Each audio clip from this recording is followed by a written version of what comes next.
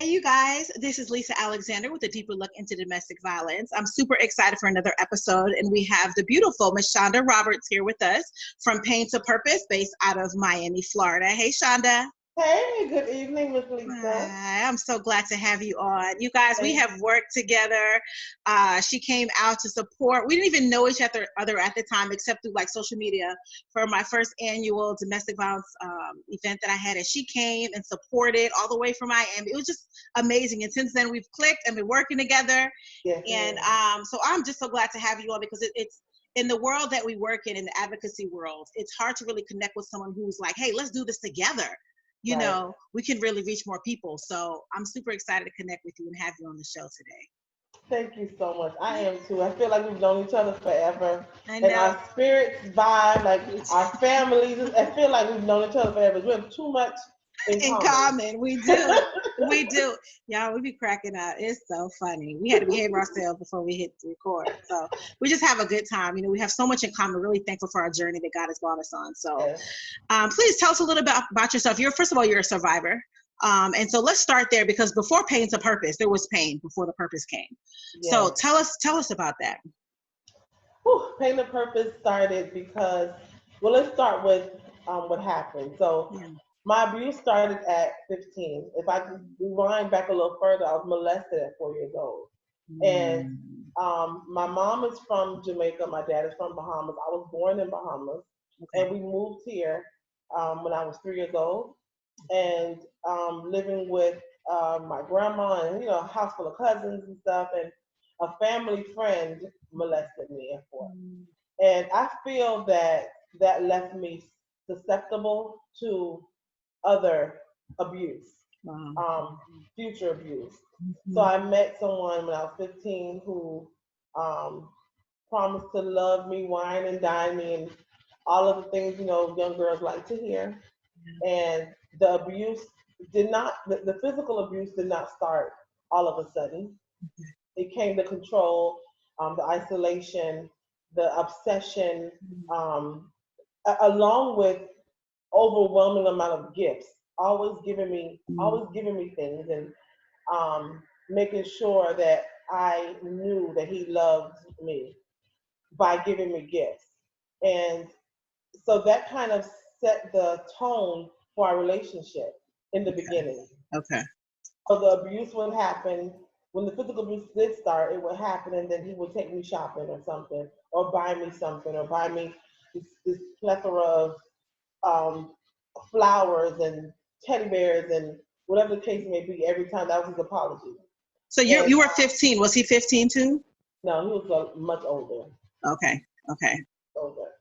When I met him, now he told me he was, I believe, 19 or 20, which was Okay. still older, but he was Right. older than that at the Okay. time. And I Okay. didn't find that out until maybe a couple of years later. Wow. Um, Okay. yeah, so it started off as a lie, complete Right. lie. So, okay. And it kept going. You know what I mean? It wasn't something. And when I did find out, I kind of laughed and jokingly, like, "Didn't you tell me you were such and such age?" And Mm, he didn't. He just, "No, I didn't tell you that," and I know that he told me that. So, yeah, the abuse started like one time where he kind of was just talking to some friends in the outside the car, and I was sitting in the car, and I had never been a child of little words. If I should say, I've always been the tomboy. I raised with, at the time, three brothers, and and I had all boy cousins. So I was always the only girl. So I was always, fighting somebody or playing football or whatever the case may be. So okay. at the time. Okay. And when the abuse started, though, we were sitting in the car, and we got in the car to go talk to his friends, and I was like, I'm ready to go. I'm knocking on the window, rolling the window down. I'm ready to go. And he got in the car and kind of drove down the street, and the street led to some woods. Hmm. And he didn't say a word. He got out the car, and he came to the passenger side and yanked me out the car and just instantly started pounding me in the head. Mm, Started punching me in the head, slapping me in the head, and telling me don't ever disrespect him or try him again in front of his friends. wow. Um, I was completely shocked because this is the Mm, one who always bought me things and kind of, made me feel like how, I wanted to feel pretty much. Always made me feel special or, but that was he was grooming me at the time and I had no idea. Well, let me And ask you a question. Oh, I'm sorry. I want to interrupt because I want to try to dig into some stuff. So how long before you actually got physical that day in that street? it was, I would say maybe 6 months. Okay, so he had been grooming you those 6 months and then it got physical. Okay, yeah. So after this beating, I mean, you were shocked. What inside of you didn't decide to leave at that point? What happened? Fear, because he changed, like in the matter of an instant. He went from this loving person to mean, cold-hearted. Because after he abused me, he got right back in the car, drove right back down the street, went right back to where we were, got back out the car and kept talking to his friends as if nothing happened. I'm disheveled. They know something happened because I don't look how I was looking before. I always kept it cute, and I looked a mess by the time I came back. And I was crying, and they looked at me like they knew, but no one said anything. They kept having a regular conversation as if nothing happened. And then he looked back at me like, you better not, say anything or try me again. So I was completely shocked, but I was also, now this was him instilling fear in me. Right. Moment, he let me know who was in charge. And it continued after that. Well, let me ask you a question. When you saw those guys looking at you, like they knew something was wrong, how did you feel like knowing that they knew, but they weren't saying or doing anything? At the time, I looked like, you look at somebody for help with just your eyes? With just your eyes. I was hoping that someone would come and say something, or at least ask what happened, so that I can run or I can scream. No one said a thing. Wow. And that was the only time during the abuse that it happened in front of people and no one said a thing. Okay. Now, there have been times, most of the times the abuse did not happen in front of people, but there were instances where it did. He had a friend that helped kidnap me before.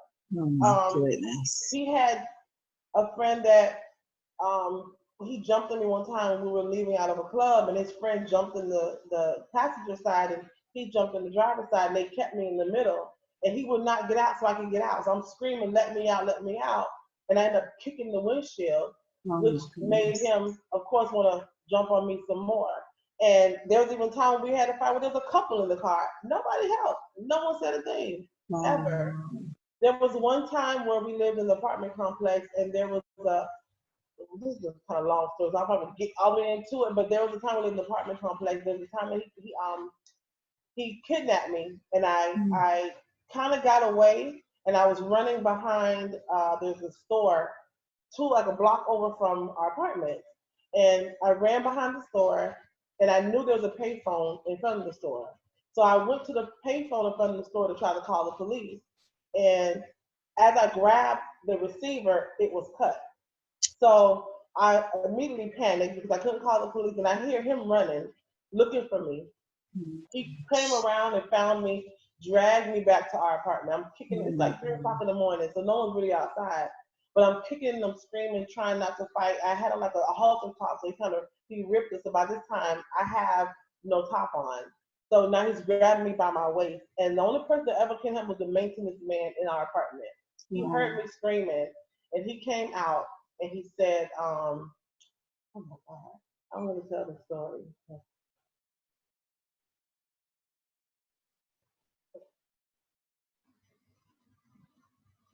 He came out and he was like, what's wrong? What's going on? Leave her alone. And I felt so relieved because no one ever helped. No one ever said a thing. And when he said that, my ex got in the car and ran away. And wow. Man, he grabbed a shirt for me. He gave me a shirt, and we called the police.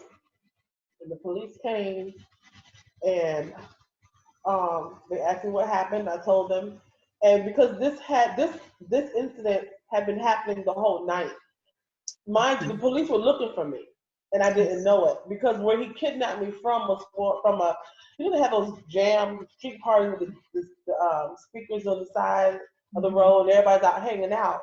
That's where he kidnapped me from. So I went there with a group of girls, and I was the driver.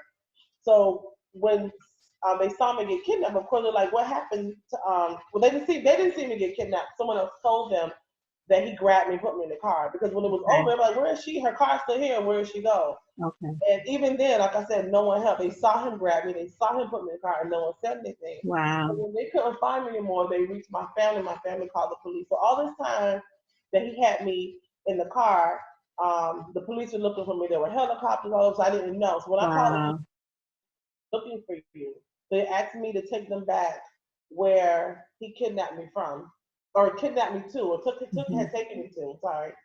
And I remember when he had me in the car, he had my neck down in the seat.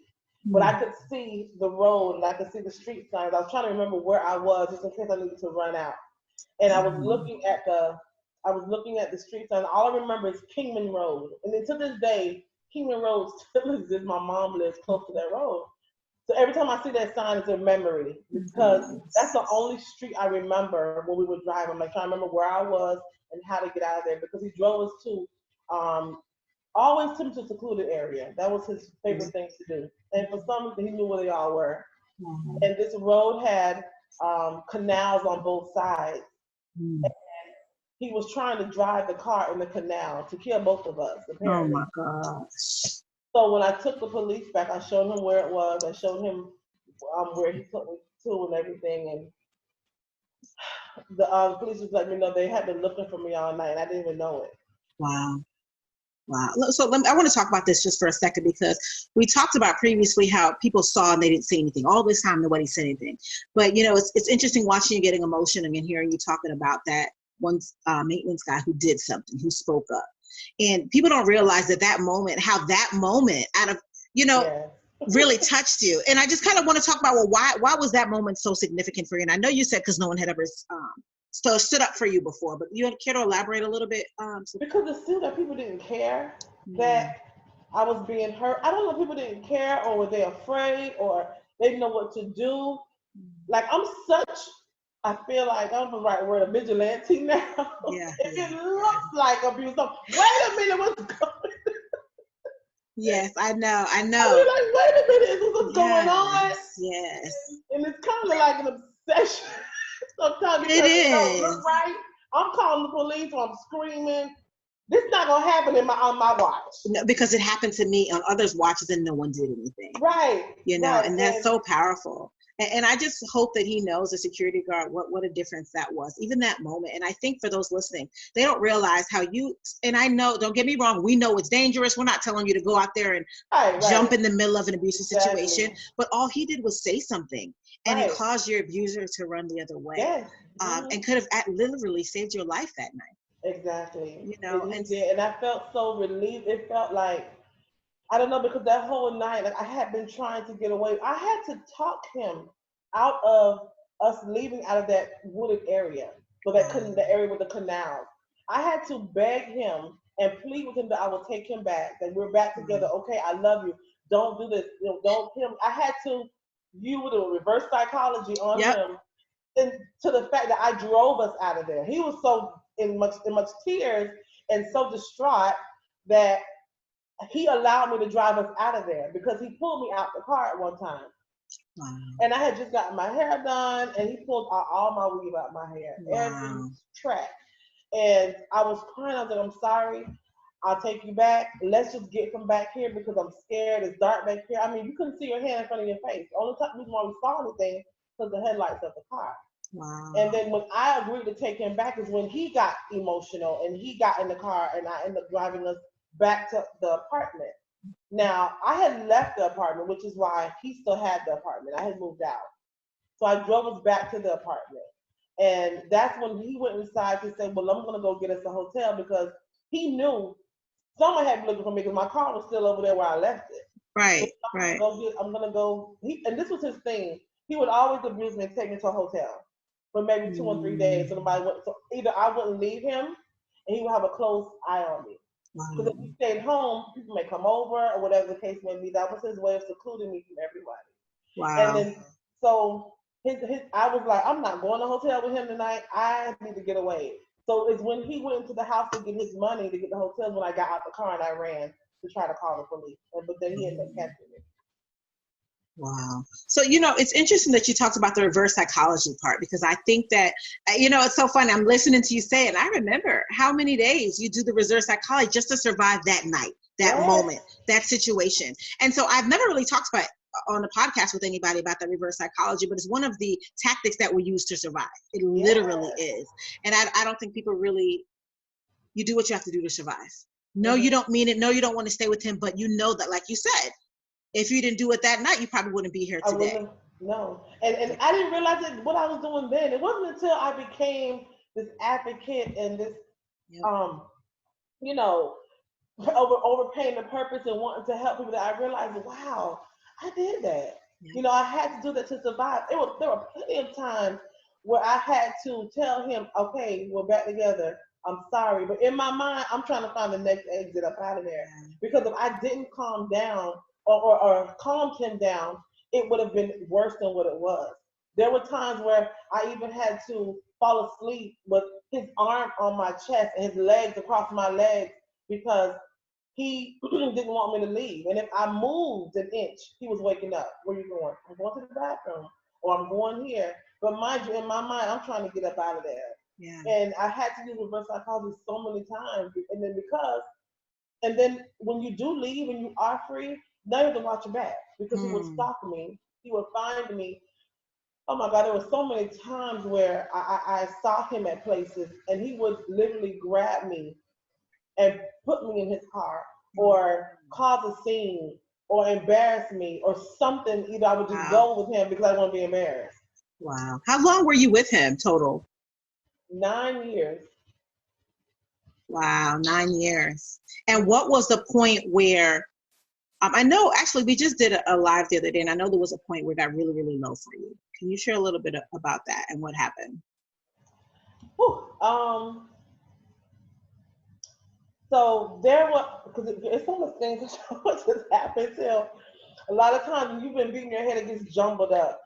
So I'm trying to know which parts of it. So there was a time where another one of our breakups, in this case, so you have to understand, sometimes when we break up, because there were several breakups throughout the 9 years, and he would either be very obsessive, or I don't care about you, I don't want you anymore. So it would be either one of those two attitudes. I never knew which one I was going to get when we had our moments of separation.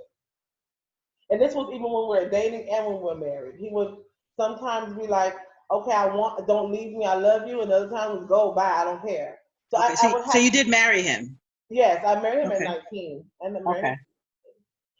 So there was a time where we were on one of our split ups, and he told me to come and get my stuff out of his apartment. Okay, I'm gonna come get my stuff out your apartment, but please stay downstairs. Don't bother me. Leave me alone. You know that wasn't gonna happen. So I went upstairs, and he's talking his mess. Get out. I don't want you no more. I don't care if you leave. And I'm not responding because I know if I even respond, it's gonna be a whole nother problem.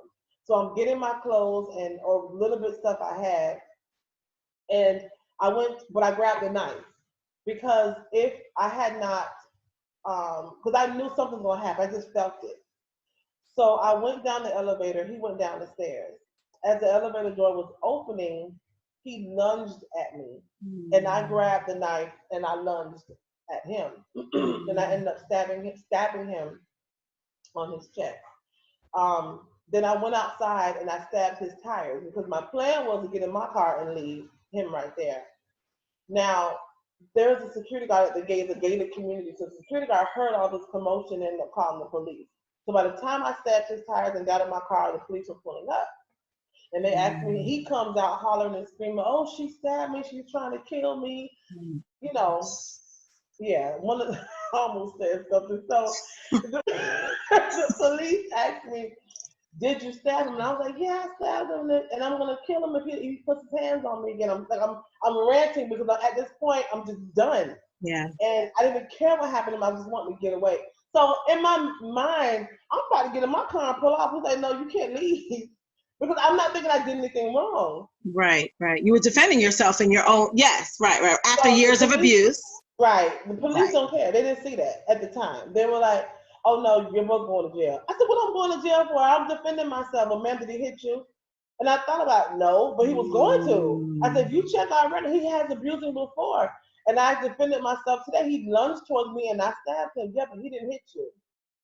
So we both went to jail. Wow. I went in one police car and he went in the other. And in Dade County Jail, they have Ward D, where they take, I guess, the patients or the criminals who are hurt or injured, whatever, to the hospital part of the jail.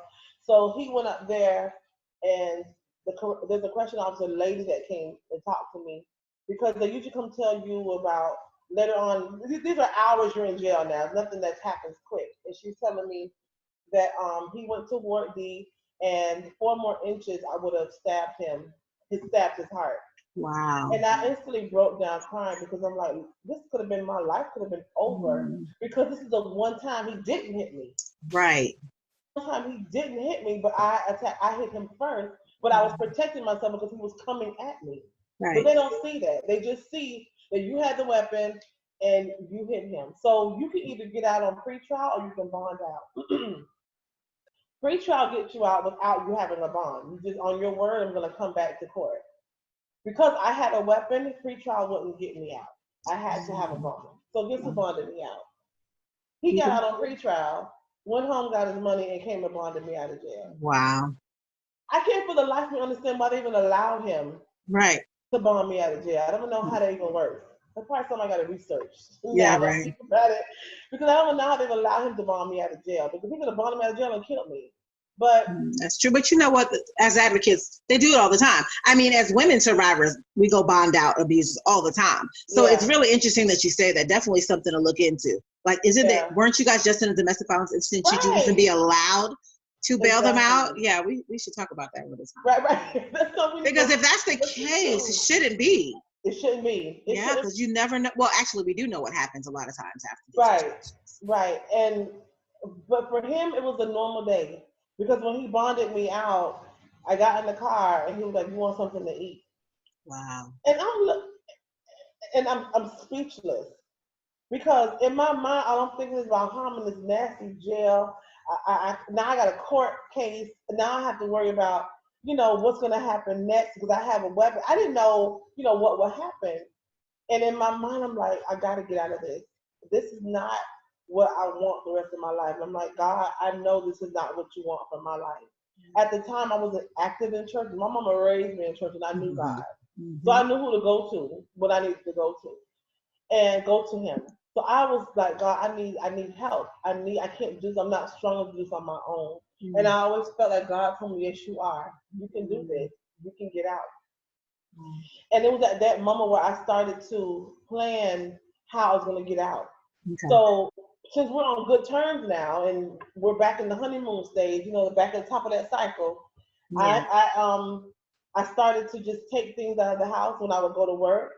Okay. I had a friend of mine who she ended up getting her house recently, and I had talked with her, can I please move in? She's like, yeah, I let her know what was going on. And I said, it's gonna be a minute. I just need you to just, hold off, just know I'm coming. So I would just take a little bit of clothes every now and then, or every other day I would take, pack a bag and drop it off over there. Nothing too obvious to where he couldn't see. Right. And one day I just left and I never came back. I just left.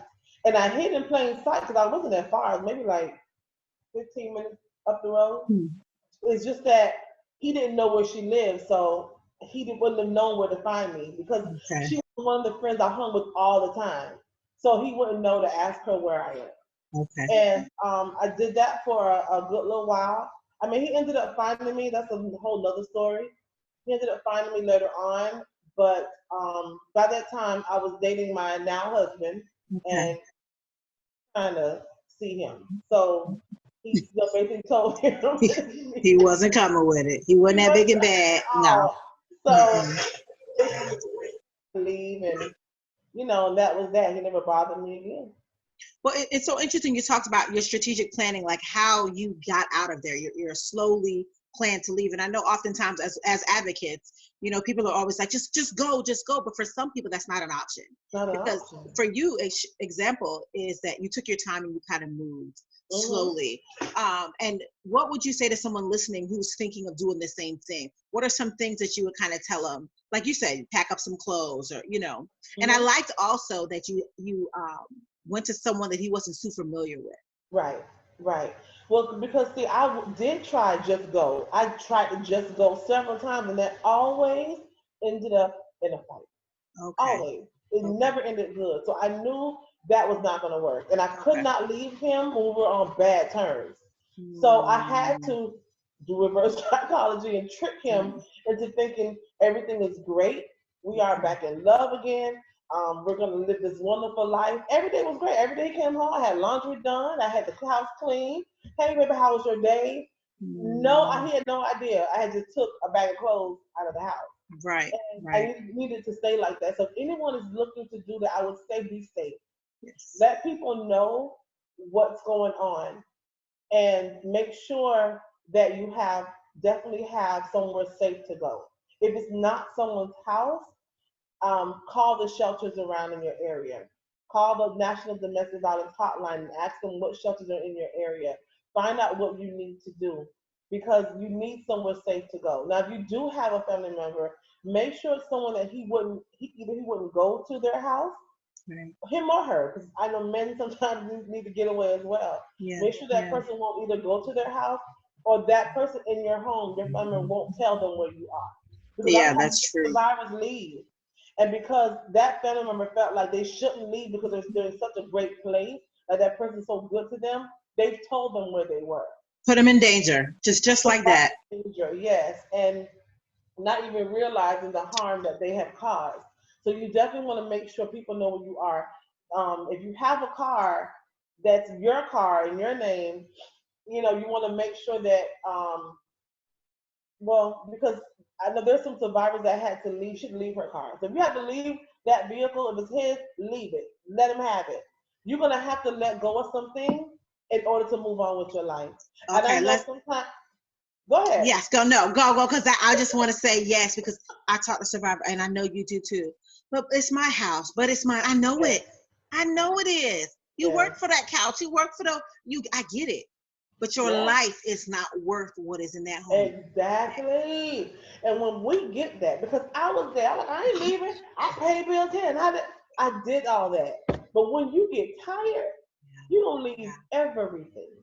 Everything that's there, and you can start over. As long as you have breath in your body, you can start over. All of that materialistic stuff doesn't matter when it comes to your peace of mind, your safety, your health in your life, and your children's life. Because it's so much worse because you stay in a relationship because of materialistic stuff. Forget that house. You can get another one. Absolutely. If your credit go bad, so what? Fix it. There's so much you can do. There's no reason to stick around because you're worrying about what you're going to lose. I just spoke to someone the other day. I'm sorry. She was married 20-something years, and she's now divorced. And she said she left her 6-bedroom house and she don't care. And I'm like, that's right. I high five her. Because she's like, I got a 3-bedroom and I'm so much at peace. She's like, left, and the man, she was emotionally abusing her. He's there now with his girlfriend in that 6-bedroom house. And she don't even care. And I don't blame her, because you can't dwell on that. You worry about that, you'll never leave. You'll never leave. Absolutely agree. Absolutely. And I think people don't realize the urgency of the situation. I'm telling you, every time you turn on the TV, and I say this without any apologies, you see another murder-suicide. You see another murder-suicide. I just read it when I shared it today. She was leaving. She had left, and she had moved to her mom's house with her children. He followed her there, shot her in the back of the head, and she is dead. She did it.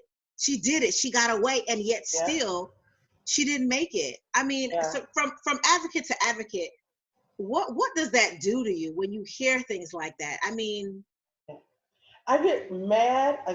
I'm hurt. I feel helpless, because I feel like, why did anyone help her? Or did she not reach out for help? I don't know, because I have so many mixed emotions. and want to blame somebody. I don't know who to blame, but I want to blame somebody. Somebody has to be blamed for this because we know what statistics say. 75% of victims are murdered after they leave the abusive relationship. So they've broken it off. They've done the right thing. They've gotten a restraining order. They've moved. All of that. Like I told you, I did all of that. I moved away. I left him. I got a car with dark limo tints. I couldn't even see out the car. That's how dark my tints were. And he still found me. Still found me. And I thank God that George was there that night because maybe he would try to kill me. I don't know. But he still found me. So I know that when someone wants to find you, they will. Yeah. And that's why I said you have to make preparations now. I didn't know then what I know now. Even though I felt my plan was good enough, there were still some things I could have done. I could have left my job. Well, he knew where I worked. I could have left my job. There were other things I could have done so that I could hide from him for good. You know what I mean? Yeah. But he was still able to find me, and he found me because he followed me from work. That's how he found out where I was. Okay. And I was actually talking to a woman the other day, and she talked about, but I have a really good job, you know, and I get it. I know you do. And I want you to be able to keep that job, but he knows where you work. Right. And if you're trying to leave him, where do you think the first place he's going to go? And what people don't understand, your job. When you explain this to if you have a good relationship with your boss, if you explain to them what's going on, sometimes they'll release you from that position and help you find something else. Yeah. Because everyone's human, you know what I mean? And they know, and you'll be surprised about how many people have dealt with that situation or have family members that have dealt with that situation. We have to get out of worrying about what people think. Worrying about, are they going to judge me? Where am I being embarrassed? Bump that. You need to worry about your life. Yeah. I would sit down with my boss, listen, I can't work anymore. I left an abusive relationship and he's going to find me. I need to leave this job. But do you have any other resources or any references that you can help me find another job? Yeah. And talk. Right. Maybe they'll let you work from home. I mean, there's so many different options. Exactly. It's 2020. There's options available. And it's interesting that you talk about it because I know this is like you're sharing your story and painting a purpose. But as an advocate, you know, I just think like, who do we blame? And I feel like besides the justice system, because I don't know how many we've shared recently, that they had a restraining order in place and it meant Jack diddly squat. Right. You know, but with the protection. I got kidnapped on a restraining order. But that's another podcast. Go ahead. Perfect example. Right. Perfect example. I feel like, and I know it's a large statement, but I feel like they're failing us in a very big way when it comes to protecting survivors, you know? And I feel like we can run to a shelter. And I always have this thing, why do the women or the abused have to run to a shelter and the abuser stays in the home, has a car? We have to change our whole life. Move everything around. And it's not fair. It's not fair to the survivors at all. And I don't know. Anyway, I digress. But it's really frustrating. And I feel like we need to do a way better job of teaching our young men and our grown men that it's not okay. And I think it's my personal opinion that it's outrageous and they're not being held accountable for their actions. Right.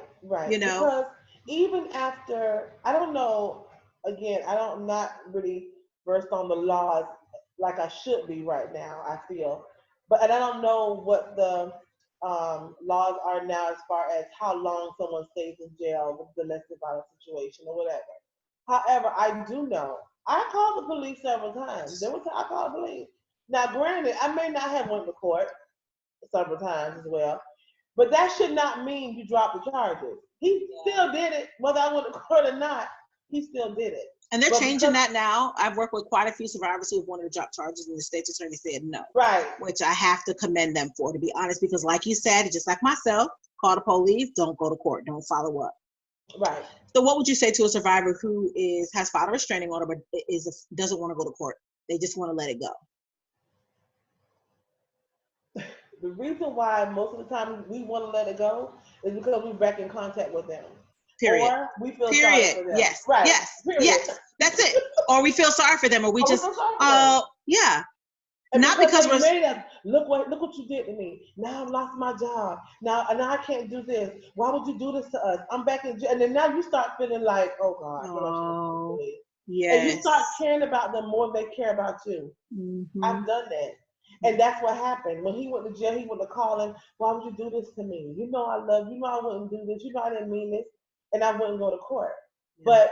But the times that he beat me in my head and knocked me down and kidnapped me and locked me in rooms, he wasn't caring about how I felt. Yeah. And when I went to get a restraining order on him, well, let me tell you, the crazy thing is I worked security and my boss was a police officer or a retired police officer. So he had other police officers escort me home every night because I worked 3 to 11 shift.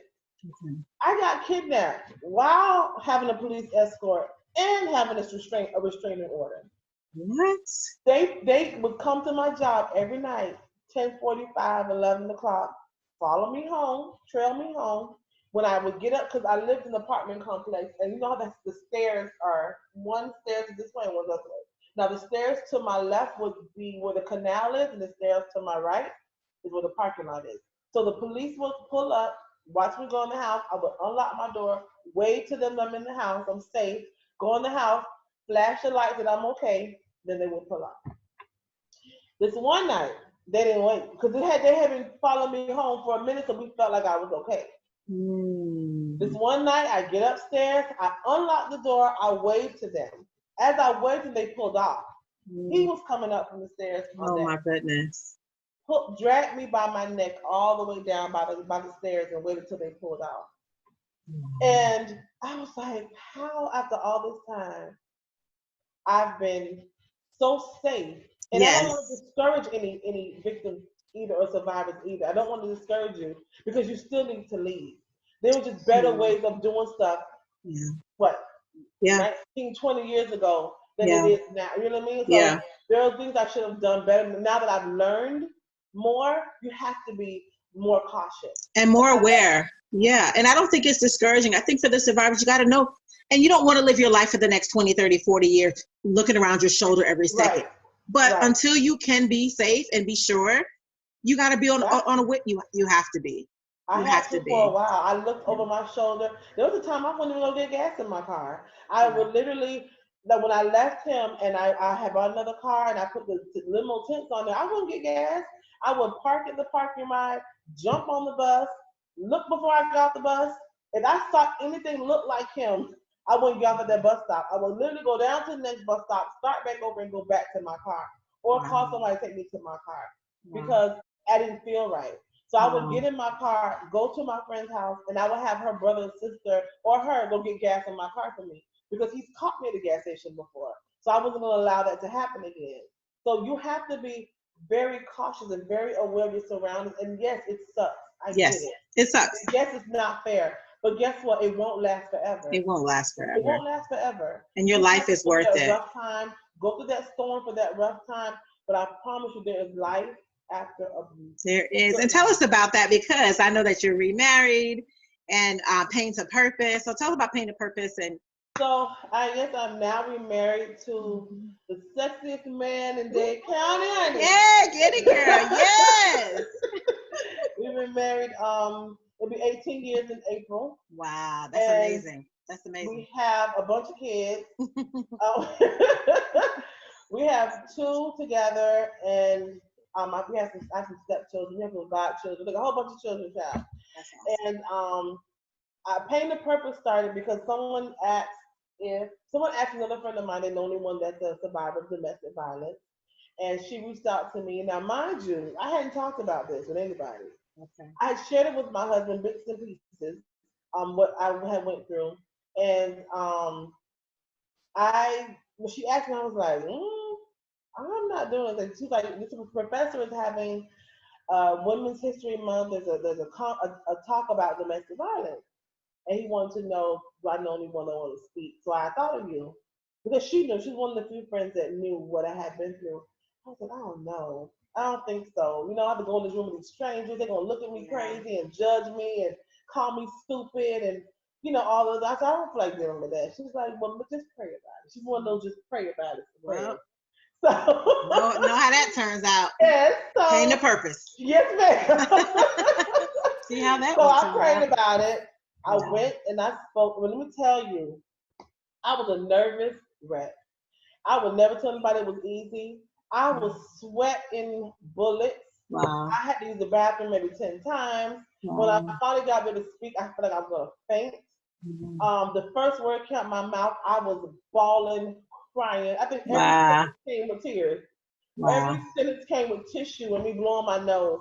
But they were listening, they were tuned in, they were helpful. There's another young lady that spoke as well. She just came and comforted me. I didn't even know her. She came and comforted me and helped me get through my little 10-minute story. Yeah.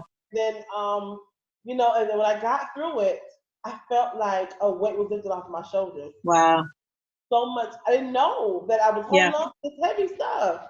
I didn't realize that it was so. I was holding on to it. I'm thinking life is good. I moved on. It is what it is. I'm done. But I had so much healing to do. Healing never happened for me until that moment. Wow. Wow. But Mhm. there's a verse in the Bible that you said you free yourself by the word of your testimony, which I Mhm. love because it's true. It's like a burden to, then you're like, wait a minute, I can tell this because I'm just Right. not just freeing myself, I'm freeing other people in the process. Right. So that's how Exactly. Pain to Purpose started. So tell us, you're in Miami, Florida, and what do you Yeah. guys do? So Pain and Purpose started because after that I felt so refreshed and I wanted to help people. And I Okay. was like, okay, I can do this. So I wanted to reach out first to survivors in domestic violence shelters. So I started to, I saw like a post or something, people were collecting Ziploc bags and filling it up with hygiene products and giving it to homeless people on the street. Okay. So I'm like, I Yeah. want to do something like that, but I want to help the women in shelters. So we started collecting purses, new and slightly used purses. I mean, they have to look like they've never been touched because I didn't want to give them anything, worn and torn.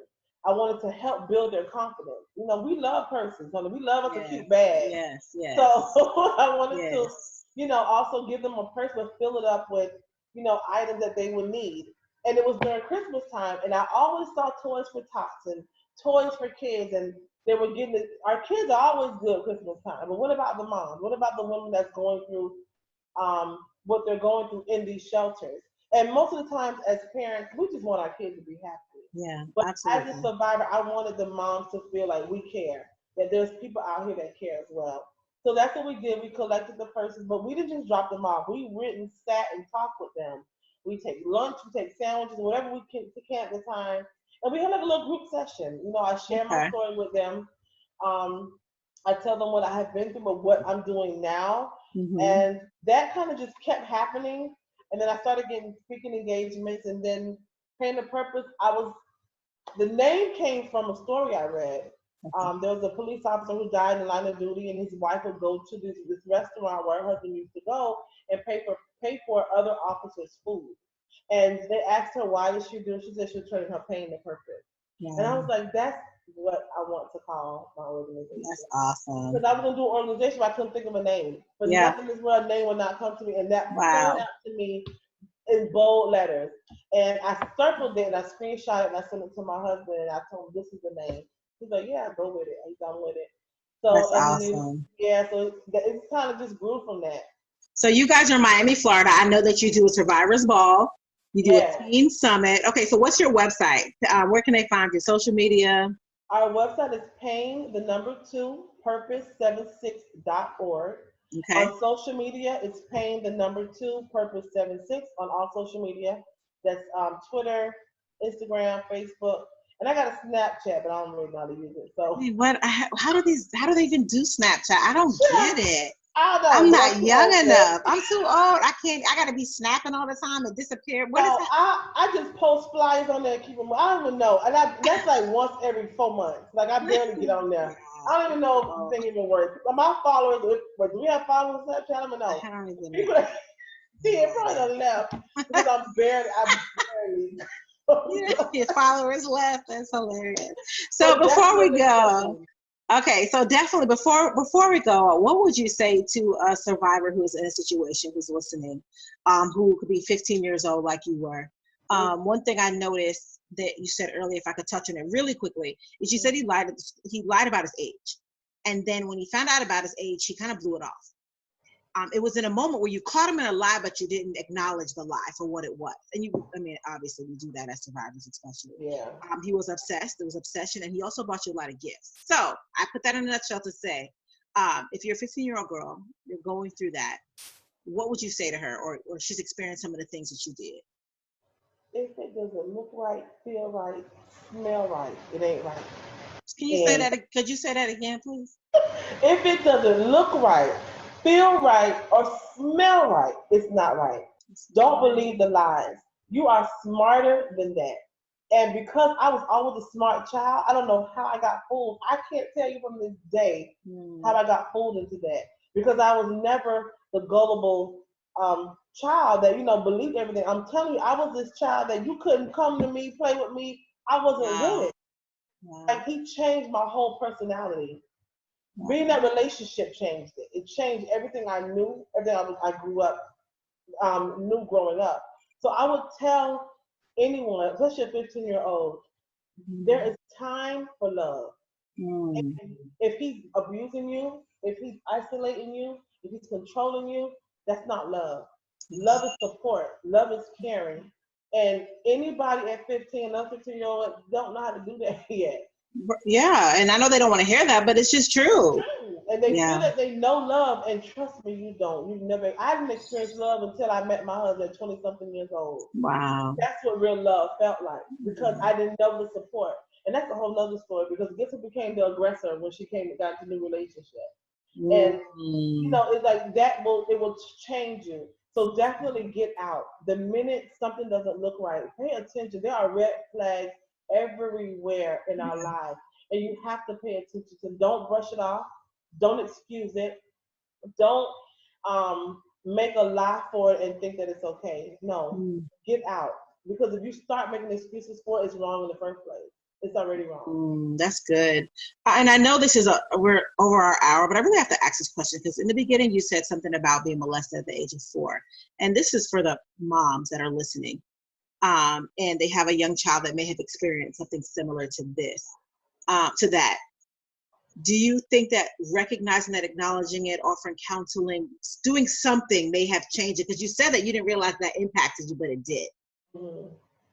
What would you say to a mom whose child may have experienced it, or what would you say? I know this could be like in a whole nother hour, but it's not the first time that I've heard that being open vulnerably like that, something like that happening, really kind of changes you. Well, I didn't tell my mom until like 3 years ago. Okay. Wow. 2 days ago, I just told her. Okay. And like, why didn't you tell me? I would have. Mom, because you were working. You were trying to raise us. We had just came from Bahamas. You're trying to work 2 or 3 jobs, trying to learn how to drive. There was so much going on. But when I came from the house where I had been molested, my mom had spanked me for not being where I should have been. So in that moment when I was about to tell her, I couldn't, because I was getting in trouble for not being where I should be. I would tell moms, because that's the part I want to talk about right there.